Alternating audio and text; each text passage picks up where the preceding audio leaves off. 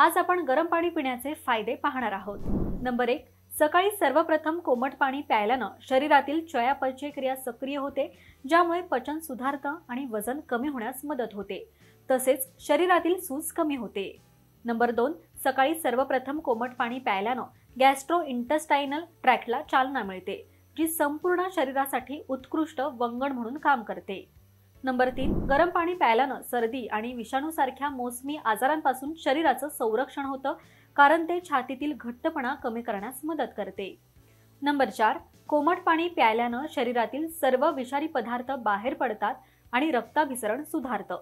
तसंच त्वचेमध्ये ओलावा टिकून राहतो, ज्यामुळे त्वचा चमकदार होते। नंबर 5, कोमट पाणी प्यायल्याने मासिक पाळीच्या दुखण्यामध्ये खूप आराम मिळतो।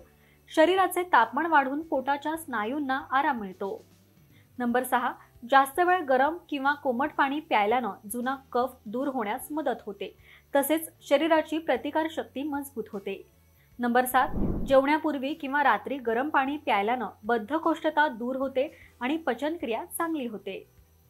नंबर 8, रात्री गरम पाणी प्यायल्याने स्नायू शिथिल होतात आणि मनाला शांती मिळते, ज्यामुळे गाढ झोप लागते।